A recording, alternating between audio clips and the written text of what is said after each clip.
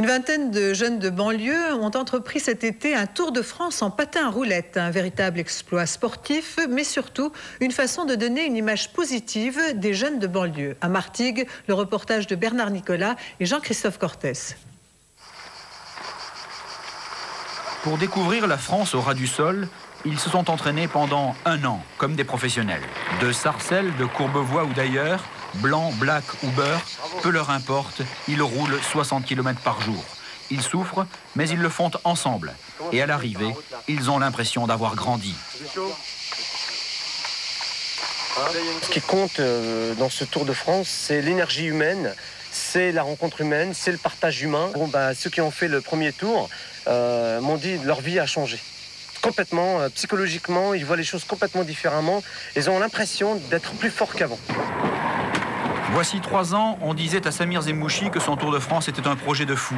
En 1996, avec son groupe de rollers, il va visiter 44 villes, briser l'image des banlieues assistées et donner une chance à ces jeunes de prouver leur talent. Le regard des gens est très très positif parce qu'on dégage une image de fête et une image sportive, une très très bonne ambiance et les gens viennent souvent pour nous rencontrer, pour boire un pot avec nous, pour parler, pour apprendre le roller et je pense que c'est une très bonne dynamique, une très bonne image qu'on véhicule tout autour de la France tous ensemble.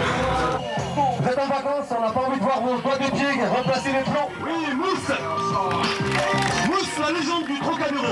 Le soir, dans les villes, les rollers oublient la fatigue pour donner encore. Le spectacle est gratuit. On dit que leurs banlieues d'origine sont tristes à mourir, alors dans les villes étapes, les acrobates sur roulettes se surpassent tous les soirs pour prouver qu'ils sont bien vivants. Et demain, Mousse, Zola, Vivien, Nicolas, Anthony, Nelson et les autres recommenceront ailleurs.